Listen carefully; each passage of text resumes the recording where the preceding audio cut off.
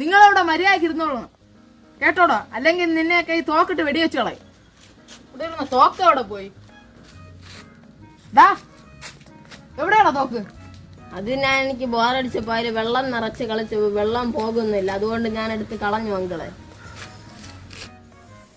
അയ്യോ, നിന്നെ കൊണ്ട് തോറ്റി. ഇത് ചേട്ടനെവിടെയാടാ?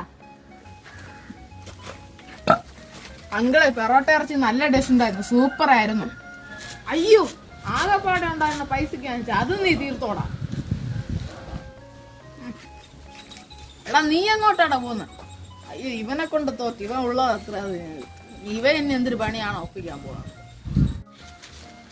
മക്കളെ ഇതാ ജ്യൂസ്. ഇതെങ്കിലും ബാക്കി ഇരിപ്പുണ്ടല്ലോ.